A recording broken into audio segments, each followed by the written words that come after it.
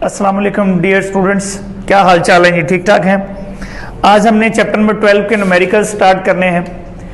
Exercise के जो numericals हैं उनको हमने देखना है और उसमें से सबसे पहला न्यूमेरिकल है, आप अपनी बुक देखें, बुक को निकाल लें, उसकी एक्सरसाइज निकाल लें और न्यूमेरिकल जो है वो पहला पढ़ें। पहला न्यूमेरिकल ये है कि compare magnitudes of electrical and gravitational forces exerted on an object 10 gram each, charge 20 microcoulomb है, by an identical object that is place 10 centimeter from the first. G की वैल्यू दी हुई है।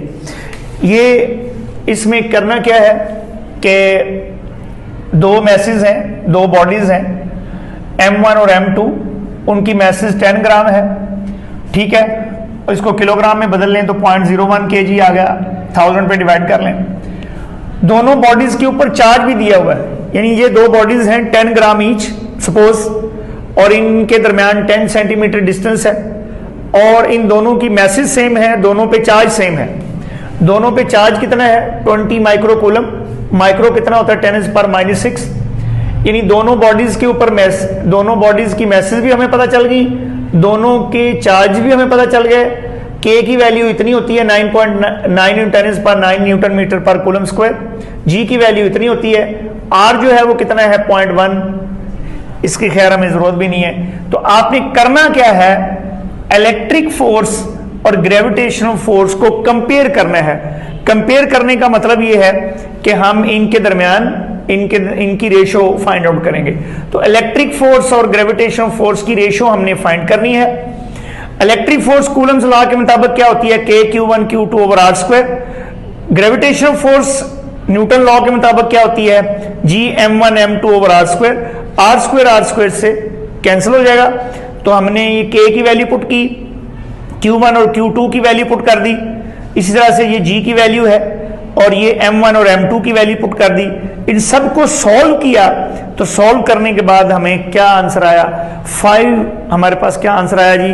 5.4 × 10⁻14। इसका मतलब ये हुआ, इस जो न्यूमेरिकल है इससे हमने फिजिक्स क्या सीखी?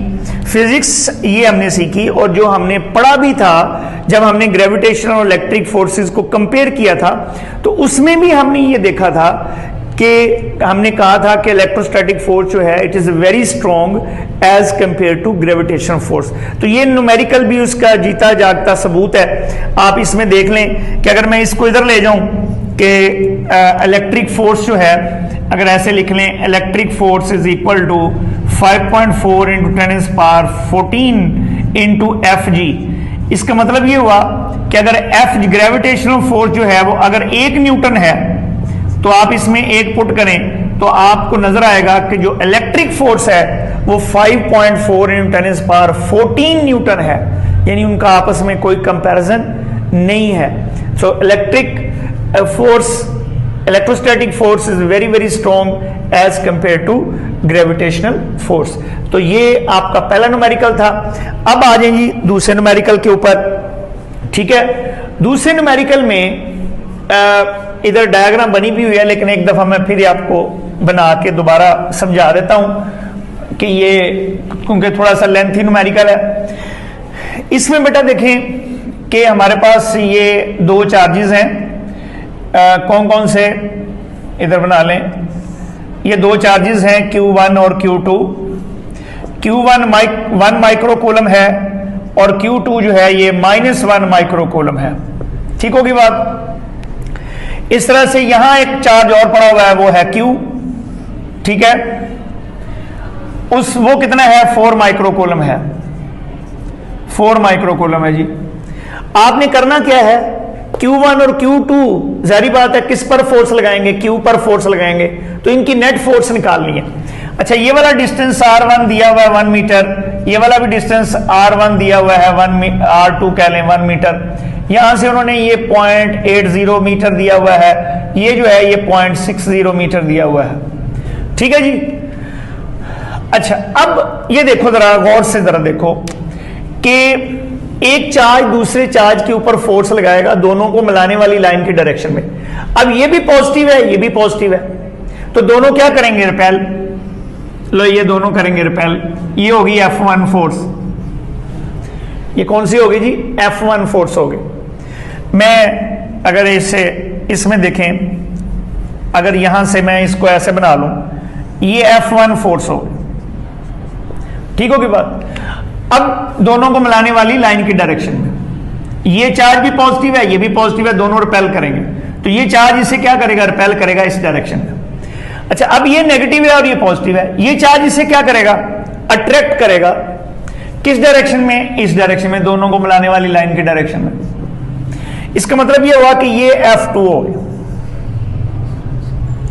ये F2 हो गई। F1 क्या है, Q पर लगने वाली फोर्स है Q1 की वजह। F2 क्या है, Q पर लगने वाली फोर्स Q2 की वजह से। अच्छा, अब ये देखो, अब अगर मैंने मैग्नीट्यूड फाइंड करनी हो कि Q पर Q1 कितनी फोर्स लगा रहा है इस डायरेक्शन में, ठीक होगी बात, कितनी फोर्स लगा रहा है इस डायरेक्शन में, तो मैग्नीट्यूड निकाल लेते हैं जी। क्या निकलेगा, K Q1 Q over R1 square. तो K की वैल्यू पुट की, Q1 की वैल्यू पुट की, विच इज 1 माइक्रोफैरड, 1 × 10⁻⁻�6। Q कितना है, 4 माइक्रोकूलम, और R1 1 मीटर है। तो ये हमारे पास कैलकुलेट करने के बाद कितनी आ गई, 0.036 न्यूटन। इसका मतलब है कि जो Q1 है वो Q पर इस डायरेक्शन में फोर्स लगा रहा है, कितनी, 0.036 न्यूटन। अब ये देखो, चूंकि R2 जो है, ये वाला फासला और ये वाला फासला आपस में बराबर, ठीक है, Q2 की मैग्नीट्यूड भी उतनी है जितनी Q1 की है। तो इसका मतलब ये हुआ कि मैग्नीट्यूड के एतबार से Q2 भी Q पर उतनी ही फोर्स लगाएगा जितनी Q1 Q पे लगाएगा, लेकिन डायरेक्शन का फर्क है।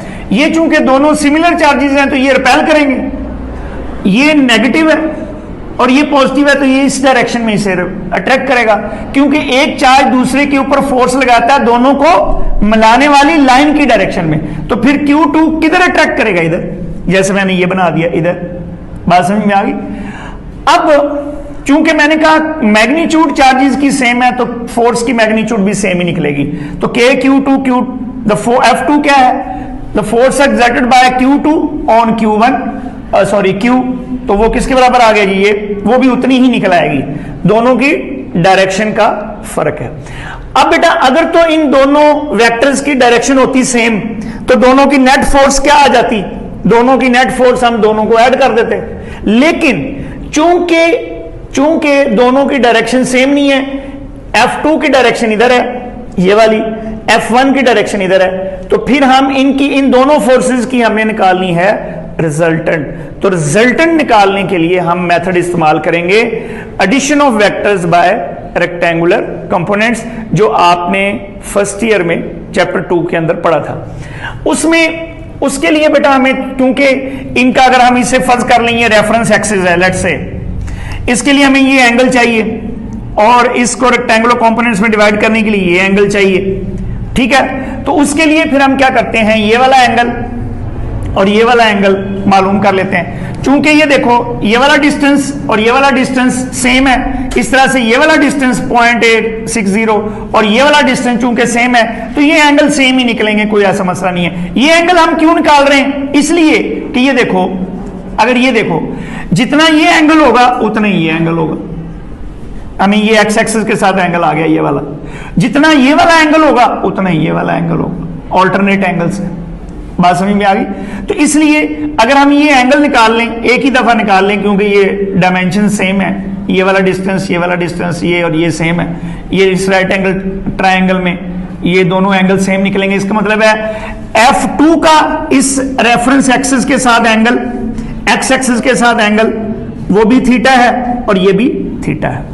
तो इसके लिए जी थीटा मालूम कर लेते हैं। इस राइट एंगल ट्रायंगल में देखें जरा, तो टेंजेंट थीटा क्या आएगा, tangent theta is equal to perpendicular और बेस 0.80 ओवर 0.86, 0.80 ओवर 0.60।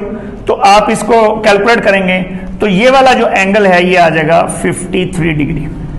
अब हम इसको रेक्टेंगुलर कंपोनेंट्स में डिवाइड कर लेते हैं। ये जो नीली फोर्स है इसको बेटा रेक्टेंगुलर कंपोनेंट्स में डिवाइड करो। ये लो, ये क्या बन गई F1x और ये क्या बन गई F1y। इसी तरह से इसको रेक्टेंगुलर, ये लाल जो फोर्स है इसको रेक्टेंगुलर कंपोनेंट्स में डिवाइड कर लो। ये लो, ये क्या बन गई जी F2x, ये वाली ऐसे, और ये क्या बन गई F2y। अब ये देखो F1x और F2x दोनों एक ही डायरेक्शन में, यानी F1 का x कंपोनेंट और F2 का जो x कंपोनेंट है दोनों एक ही डायरेक्शन में। तो इन दोनों का पहले बेटा, इन दोनों का जो F1 और F2 का जो रिजल्टेंट है हमें पता है। Now the x component of net force, जो रिजल्टेंट फोर्स है उसका x कंपोनेंट क्या आएगा F1x प्लस F2x। दोनों फोर्सेस के x कंपोनेंट्स को ऐड कर दें तो ये क्या आ गया जी F1 cos theta plus F2 cos theta. आपने F1 की वैल्यू लगाओ, cos की वैल्यू लगाओ, दोनों सेम आ जाएंगे, दोनों को ऐड करें तो क्या आ गया 0.043 न्यूटन। ठीक है, ये आ गया जी x कंपोनेंट। किसका x कंपोनेंट? F1 और F2 के रिजल्टेंट का।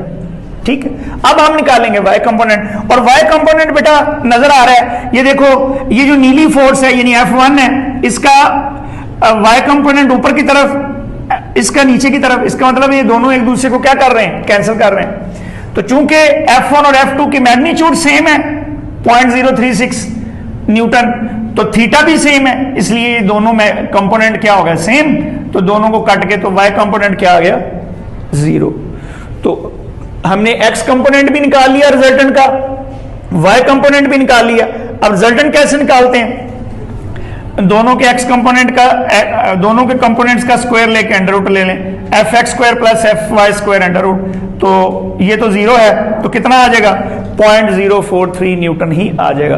और आपको पता है कि अगर किसी वेक्टर का एक कंपोनेंट 0 हो यानी y कंपोनेंट 0 हो तो इसका मतलब है उस वेक्टर की डायरेक्शन फिर किधर होगी, x एक्सिस की तरफ, अगर वो वेक्टर XY प्लेन के अंदर है। समझ आ गई बात? तो इसका मतलब है थीटा भी निकाल सकते हैं, डायरेक्शन ऑफ f निकाल सकते हैं, क्योंकि ये अलोंग x एक्सिस है। रिजल्टेंट जो है हमारा, ये रिजल्टेंट जो है हमारा जो है वो अलोंग x एक्सिस है, इसलिए जो थीटा डैश है या थीटा जो है वो कितना आ गया 0 डिग्री आ गया। इसको यूं भी लिख सकते हैं बेटा ऐसे, एक ही बात में, ये जो f है ना, f vector is equal to 0.043 newton into i unit vector, ऐसे भी लिख सकते हैं। इसमें सारी चीजें ही आ गई, इसमें जो है वो ये मैग्नीट्यूड आ गई और ये उसकी डायरेक्शन आ गई which is along x axis. Clear है? चूंकि ये पॉजिटिव है तो इसकी डायरेक्शन भी अलोंग पॉजिटिव है। कोई मसला है, प्रॉब्लम है? ये जरा थोड़ा लेंथी न्यूमेरिकल था इसलिए इसको मैंने पहले लिख दिया ताकि आपका टाइम जो है वो बच जाए। ठीक है, नहीं तो ये अक्सर पूरे पीरियड में हम यही न्यूमेरिकल ही करवाते हैं एक ही। अच्छा जी, नेक्स्ट देखें जी बेटा, तीसरा न्यूमेरिकल है। तीसरा न्यूमेरिकल बड़ा आसान है, पढ़ लें पहले तीसरा न्यूमेरिकल बुक से जी। देखें जी, a point charge Q is placed at the origin.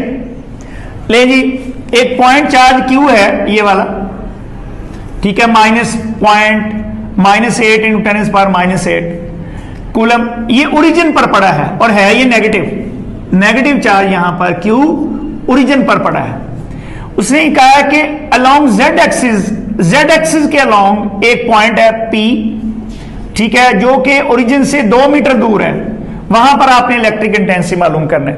तो हमने पता, हम पढ़ चुके हैं कि what is the electric intensity eight a distance r from the point charge Q।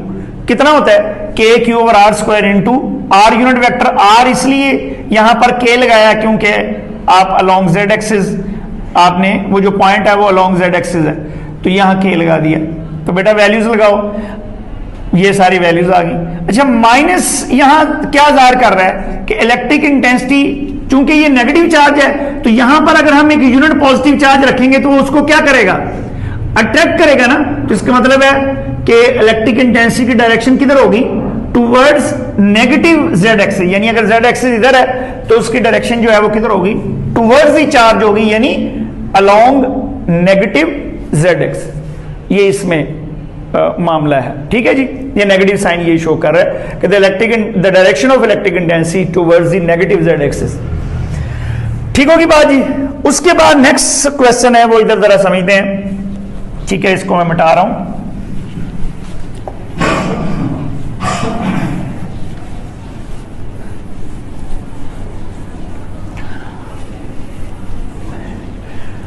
इसमें बेटा आप देखें कि एक्स वाई प्लेन है ऐसे,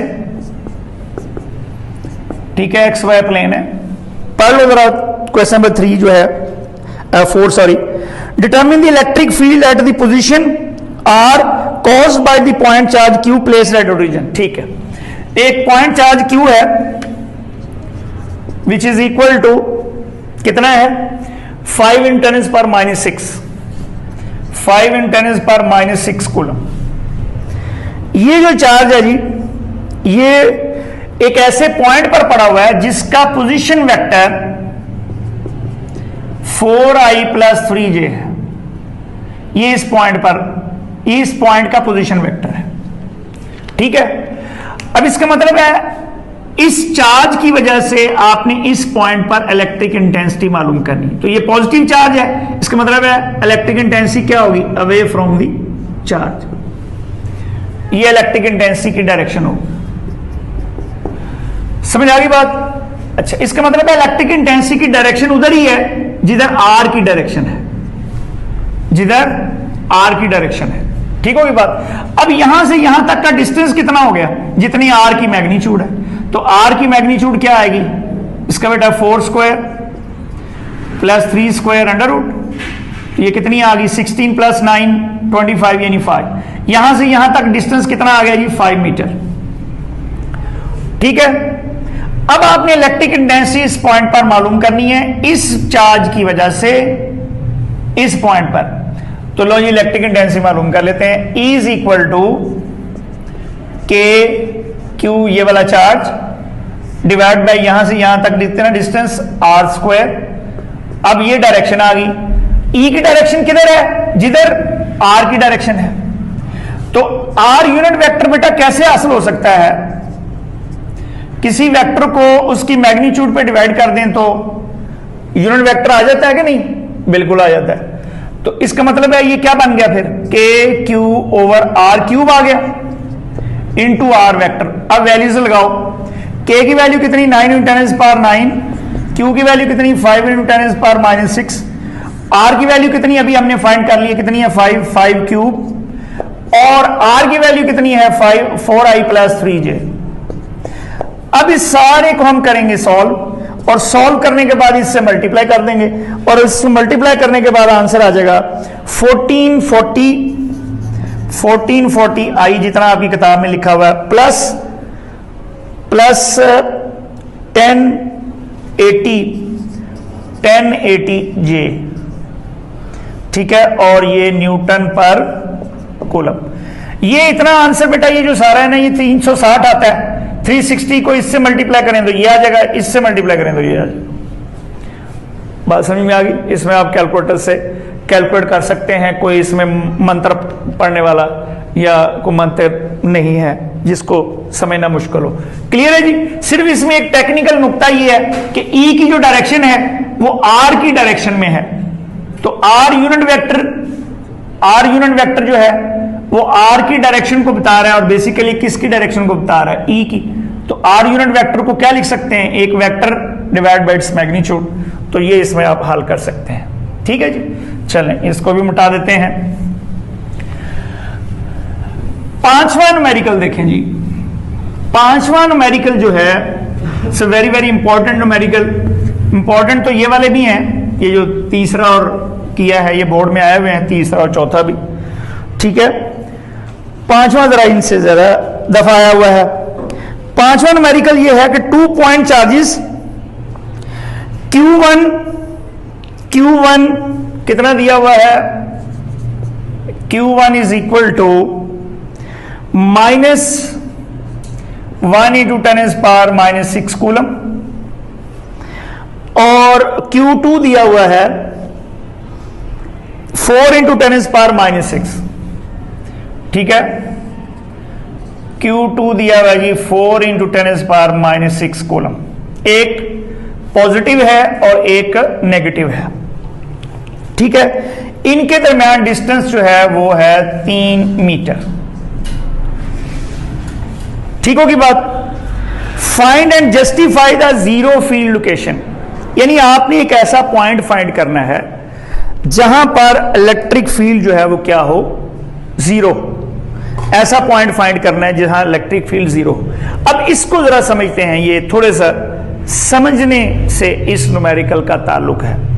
देखो बेटा, अगर मेरे पास दो चार्जेस हों, दोनों, एक पॉजिटिव, फर्ज करें ये भी पॉजिटिव है, ये भी पॉजिटिव है, दोनों सिमिलर हैं और एक जितनी मैग्नीट्यूड है, ये भी जितना ये है, फर्ज करें ये भी 2 माइक्रोकूलम है, ये भी 2 माइक्रोकूलम है, दोनों पॉजिटिव है। अब इलेक्ट्रिक फील्ड की लोकेशन को फाइंड करने के लिए हमारे पास एक टेस्ट चार्ज होता है। अच्छा, अगर मैं यहां इस किसी टेस्ट चार्ज को रख दूं, छोटे से बिचुंगड़े से चार्ज को रख दूं, तो क्या करेगा, ये भी इसे रिपेल करेगा, ये भी रिपेल करेगा। चूंकि ये दोनों की मैग्नीट्यूड सेम है तो क्या होगा, ये चूंकि इसके ज्यादा करीब है, ये ज्यादा रिपेल कर देगा, ये कम रिपेल करेगा, ये इधर मूव कर देगा। लेकिन इसको अगर बिल्कुल मिड में रख दें तो दोनों की चूंकि मैग्नीट्यूड सेम है, ये जितना ये इधर फोर्स लगाएगा उतनी ये इधर फोर्स लगाएगा, तो रिजल्टेंट फोर्स कितनी हो जाएगी, जीरो।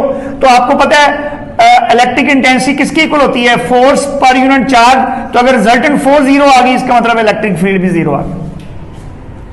अच्छा चले, अगर ये Q था, ये भी Q है, अगर मैं इसको 2Q कर लेता हूं फिर क्या होगा, अभी भी ये दोनों पॉजिटिव हैं, दोनों सिमिलर चार्जेस हैं, एक जैसे हैं, ये दोनों पॉजिटिव हैं या दोनों नेगेटिव हैं। इसका मतलब है अगर मैं ये बड़ा हो गया, ये छोटा हो गया, अब क्या होगा, अब जीरो फील्ड लोकेशन किधर आएगी, बड़े से दूर छोटे के करीब इधर आ जाएगी, आएगी दोनों चार्जेस के दरमियान में। अगर मैं इसे 3Q कर दूं और इधर हो जाएगी। समझ आ गई बात। वैसे आपको बताना चाहिए कि कितना इधर हो जाएगा, क्योंकि inversely proportional to R square है। चलें, इतना नहीं हम जाते, लेकिन चलें कोई बात नहीं। इसका मतलब है ये बात तो आप याद रख लेंगे ना, अगर चार्जेस सेम हैं तो बिल्कुल मिड में जीरो फील्ड लोकेशन आएगी, सेम है और सिमिलर है, ठीक है। और अगर एक बड़ा चार्ज है, एक छोटा है, तो फिर क्या होगा, बड़े से दूर छोटे के करीब। लेकिन अब अगर क्या हो, जैसे ये है, एक नेगेटिव है और एक पॉजिटिव है, फिर इन दोनों के दरमियान में इलेक्ट्रिक फील्ड जीरो नहीं आएगा। इलेक्ट्रिक फील्ड जीरो नहीं आएगा। क्यों नहीं आएगा, देखो अगर एक नेगेटिव कर दें, एक पॉजिटिव कर दें, और ये चले पॉजिटिव ये नेगेटिव, तो एक बिचुंगड़ा चार्ज यहां छोड़ें, बिचुंगड़े चार्ज से मुराद यूनिट पॉजिटिव चार्ज, ठीक है, टेस्ट चार्ज यहां छोड़ेगी तो ये इसे रिपेल करेगा, ये अट्रैक्ट करेगा, जिसके नतीजे में ये यूनिट पॉजिटिव चार्ज मूव करेगा from positive charge to negative charge. इसका मतलब है इन दोनों चार्जेस के दरमियान में कहीं भी इलेक्ट्रिक फील्ड जीरो नहीं आएगा। लेकिन अगर मैं चार्ज इधर रख दूं फिर क्या होगा, ये इसे इधर अट्रैक्ट करेगा, ये रिपेल करेगा। देखो ना, जीरो फील्ड लाने के लिए दो फोर्सेस इस बॉडी के ऊपर या चार्ज के ऊपर एक्ट करनी चाहिए, दोनों की मैग्नीट्यूड सेम होनी चाहिए, दोनों ऑपोजिट डायरेक्शन में होनी चाहिए, फिर ही रिजल्टेंट क्या निकलेगी, जीरो निकलेगी ना। तो इसके लिए आप देखो, इसका मतलब है अगर दोनों चार्जेस, एक नेगेटिव है और दूसरा पॉजिटिव है, तो जीरो फील्ड लोकेशन या जीरो फील्ड इन दोनों के दरमियान में नहीं आएगी। कहां आएगी, किसी एक चार्ज की एक साइड पर। इसका मतलब है किसकी साइड पर, Q1 की साइड पर या Q2 की साइड पर। तो मैंने पहले क्या बताया था अभी थोड़ी देर पहले, कि बड़े से दूर छोटे के करीब। तो इसका मतलब है फिर इधर जीरो फील्ड लोकेशन की कहां जीरो आएगी, बताइए कहां जीरो आएगी। बड़ा कौन सा चार्ज है मैग्नीट्यूड के एतबार से, ये 4 माइक्रोकूलम है, ये 1 माइक्रोकूलम है। इसका मतलब है Q2 बड़ा है, Q1 छोटा है, तो इसका मतलब है जीरो फील्ड लोकेशन फिर किधर आएगी, बड़े से दूर। बड़ा कौन सा है, Q2, तो इधर आएगी जी, कहीं इसके करीब इधर आएगी। तो लेट्स से ये Q1 से डिस्टेंस हम ले लेते हैं इस पॉइंट का जहां फील्ड जीरो है, कितना डिस्टेंस ले लेते हैं, x। क्लियर होगी बात। तो electric intensity at this point P, electric intensity at point P due to Q1, electric intensity, ठीक है, E1 electric intensity due to, वैसे लिख दें electric intensity at point P due to Q1। जी Q1 से कितनी आएगी जी, K Q1 ओवर यहां से लेकर यहां तक डिस्टेंस कितना x, तो x स्क्वायर। ठीक है, दिस इज इक्वेशन नंबर 1। फिर electric intensity at point P due to Q2, तो Q2 से यहां तक का डिस्टेंस कितना हो गया, यहां से यहां तक कितना है 3 मीटर है, यहां से यहां तक x, तो कितना हो गया जी K Q2 over x plus 3 whole square. This is equation number 2। अगर यहां पर फील्ड 0 है तो इसका मतलब है, ये देखो इसकी फोर्स किधर है, Q1 चूंकि नेगेटिव है, इधर फोर्स लगाएगी इधर टुवर्ड्स दी चार्ज, इसकी फोर्स किधर है इलेक्ट्रिक इंटेंसिटी, ये होगी जी E1, ये क्या होगी E2। अगर यहां फील्ड 0 है तो इसका मतलब है E1 की मैग्नीट्यूड E2 की मैग्नीट्यूड आपस में बराबर होंगी। फॉर जीरो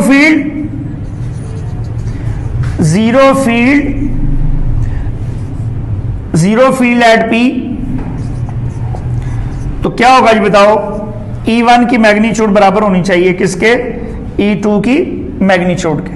तो इन दोनों को बराबर करें तो क्या बनेगा, K Q1 over x square is equal to K Q2 over x plus 3 whole square.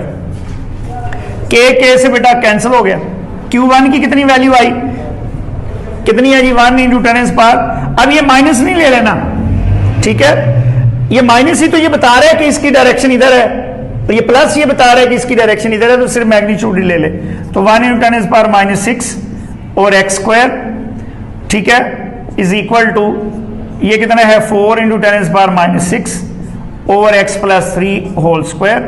ये बेटा फिर कैंसिल हो गया। तो अगर यहां ही दोनों तरफ अंडर रूट ले लें, ठीक है, दोनों तरफ अंडर रूट ले लें, तो यहां हमारे पास क्या आ जाएगा, इधर भी ऐसे अंडर रूट ले लें, इधर भी अंडर रूट ले लें, ये तो कट चुका है ना, तो ये क्या आ जाएगा 1 over X is equal to 2 over X plus 3, ऐसे आ जाएगा। इसको इधर ले जाओ, इसको इधर ले जाओ, तो क्या बन जाएगा x plus 3 is equal to 2x। समझ आ गई बात। तो x बेटा उधर ले जाओ, तो 2x में से एक x निकाल दें तो x रह गया, x is equal to 3 meter. इसका मतलब है कि electric field will be 0 at this point, कहां, at a distance 3 meter from the charge Q1, at a distance 3 meter from the charge Q1। बात समझ में आ गई जी। ये था आपका न्यूमेरिकल नंबर 5। अब न्यूमेरिकल नंबर 6 पे आ जाए जी, ठीक है, और ये आज का हमारा आखिरी न्यूमेरिकल होगा, क्योंकि आधे हमने करने थे, आधे इंशाल्लाह नेक्स्ट लेक्चर में करेंगे। ले जी, क्वेश्चन नंबर 6 क्या है, find the electric field strength required to hold suspended a particle of mass m and charge q between the two plates 10 centimetre apart. ठीक है जी, इसमें क्या है ये देखें जी, दो ऑपोजिटली चार्ज प्लेट्स हैं, लेट्स से ये ऐसे दो ऑपोजिटली चार्ज प्लेट्स हैं, इनके दरमियान आपने एक चार्ज को सस्पेंड करना है। सस्पेंड कैसे होगा कि इलेक्ट्रिक फोर्स अगर फर्ज करें ऊपर की तरफ लग रही है, ठीक है, और ग्रेविटेशनल फोर्स नीचे की तरफ लग रही है, अगर ये दोनों फोर्सेस हो जाएं इस चार्ज पार्टिकल के ऊपर, ये जो चार्ज है जिसकी मास m है उस पे चार्ज q है, तो अगर ये इलेक्ट्रिक फोर्स और ग्रेविटेशनल फोर्स दोनों बराबर हो जाएं तो इसका मतलब है ये यहां पर सस्पेंड हो जाएगा। ठीक है, तो फॉर सस्पेंडेड पार्टिकल क्या होगा, इलेक्ट्रिक फोर्स बराबर होगी किसके, ग्रेविटेशनल फोर्स। इलेक्ट्रिक फील्ड के अंदर इलेक्ट्रिक फोर्स कितनी लगती है, EQ, ये कितनी है जी mg, तो इलेक्ट्रिक इंटेंसिटी ही आपने मालूम करनी है इस पॉइंट पर, तो वो क्या आ गई mg ओवर q। m कितना है 1 × 10⁻⁻6 किलोग्राम, g कितना है 9.8 और चार्ज कितना है 1 × 10⁻⁻6। ये इससे कैंसिल होके तो इलेक्ट्रिक इंटेंसिटी की मैग्नीट्यूड क्या आ गई जी 9.8 न्यूटन पर कूलम कह सकते हैं या वोल्ट पर मीटर कह सकते हैं, एक ही बात है, कोई ऐसा इसमें मसला नहीं है। ठीक है जी, ये थे हमारे 6 न्यूमेरिकल। ठीक है, उसमें नेक्स्ट इंशाल्लाह हम इसके जो बाकी न्यूमेरिकल्स हैं उनको सॉल्व करेंगे। तब तक के लिए इजाजत दीजिए।